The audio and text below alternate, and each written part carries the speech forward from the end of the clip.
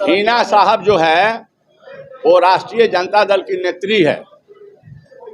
शहाबुद्दीन साहब राष्ट्रीय जनता दल के फाउंडर लीडर हैं। हमारे साथ और उनके साथ बहुत गहरा रिश्ता रहा है। हम लोग एक साथ काम किए हैं। इसी कारण से थोड़ा मोड़ा अगर कहीं कोई भटकाव चाहे हमसे हो गया, चाहे दल से हो गया, चाहे उनसे किसी कारण से किसी बिंदु पर कहीं कोई क्रोध हो गया, उस चीज को राष्ट्रीय जनता दल और हिना साहब या नौजवान जो उसामा जी हैं ने लालू जी और तेजस्वी जी के सामने 10 नंबर में जा करके वो तमाम लोग माला पहना दिए और हो गया कि हम तमाम लोग राष्ट्रीय जनता दल में हैं, एक होकर लड़ते रहे हैं, बिहार में सरकार बनाते रहे हैं। अब फिर हम लोग लड़ेंगे 25 की लड़ाई और राष्ट्रीय जनता दल के सिंबल जिसको मिलेगा उसको हम लोग वोट देने और दिलवाने का काम।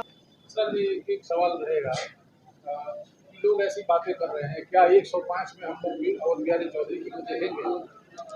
मैं कहना चाहता हूं कि जनता जनार्दन के हाथ में है। जनता और मतदाता जिनको चाहेगी उनको चुनाव में जिताएगी। मैं तो कहता हूं कि पूर्व में भी मैं कुर्सी से अलग रह करके भी बहुत दिनों तक सामान्य रूप से सेवा किया और फिर जनता ने आशीर्वाद देकर अवसर दिया तो मैंने सेवा किया कर रहा हूं। आने वाले दिन में जिस लायक मतदाता जनता हमको समझ करके जो जगह देगी उसका निर्वहन, जो हमारा छात्र जीवन से सेवा करने का जो आदत है उसके समरूप हम काम करेंगे। अब आपके प्रश्न का जवाब मैं कैसे दे सकता हूं, यह जरूर कह रहा हूं कि मैं जब तक जिंदा रहूंगा, इस शरीर में जब तक प्राण रहेंगे, हम जनता के सेवा और सेकुलरिज्म के लिए मैं काम करते रहूंगा और सब लोगों को लेकर चला हूं। कोई नहीं कहेगा कि हमको छोड़कर चले। सर, लोकसभा चुनाव में राजद 2 खेमों में दिखाई दे रहा था, लेकिन अब देखा जाए तो हिना साहब की वापसी हो गया राजद में, तो क्या माना इसका फायदा विधानसभा? हिना साहब जो है वो राष्ट्रीय जनता दल की नेत्री है। शहाबुद्दीन साहब राष्ट्रीय जनता दल के फाउंडर लीडर रहे हैं और हमारे साथ और उनके साथ बहुत गहरा रिश्ता रहा है। हम लोग एक साथ काम किए हैं।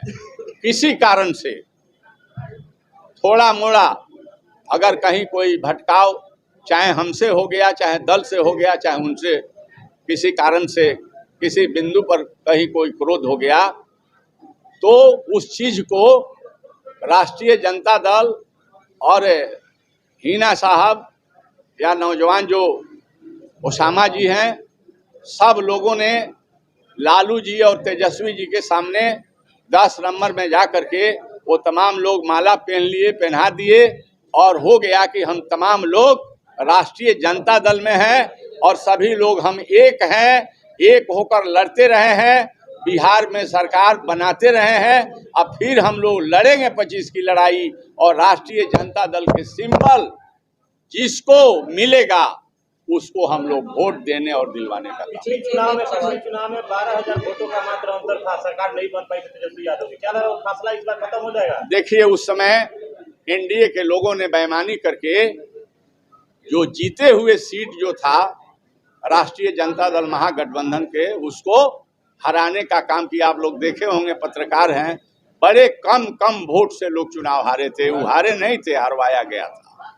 इसलिए पूरे राष्ट्रीय जनता दल के लीडर, महागठबंधन के नेतागण और जनता सजग है और सजग होकर के 25 के चुनाव लड़ेंगे और हम लोग निश्चित जुल्म और अत्याचार अगर होंगे तो हम लोग पूज्य महात्मा गांधी जी के दिए गए अस्त्र शस्त्र, शांति, सद्भावना, भाईचारा के साथ हम लोग संघर्ष करने का काम करेंगे। एक और सवाल, संभल का घटना हो गया, लगातार जो इंडिया है सदन में भी आवाज उठा रही है कि मुसलमान खतरे में हैं, और आप एक सीनियर नेता हैं और शुरू से लेके 2 पीढ़ी 3 पीढ़ी को आपने देखा है, तो क्या संविधान खतरे में है? हिंदुस्तान में मुसलमान खतरे में है, यूपी में खास करके?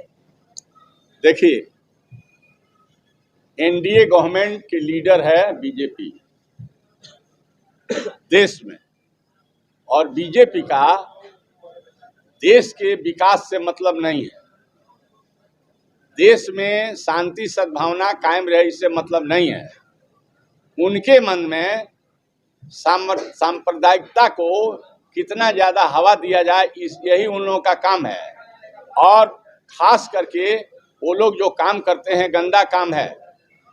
मुस्लिम भाई और हिंदू भाई और सभी वर्ग के भाई एक होकर के लड़ाई लड़ करके इस देश को आज़ादी दिलवाने का काम किए हैं।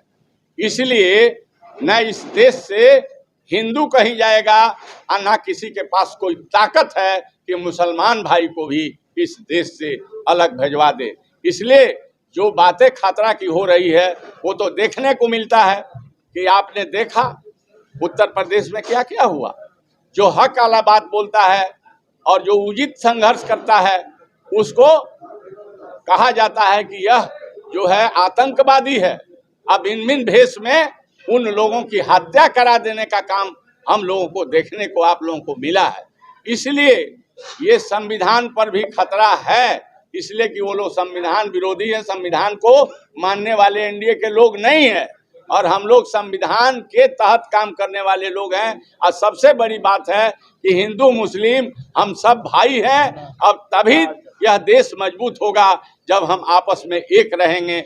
इसलिए आपका जो प्रश्न है वास्तव में भेदभाव किया जाता है और जात चुन चुन करके उसको तंग और तबाह करने का काम इस देश की सरकार कर रही है।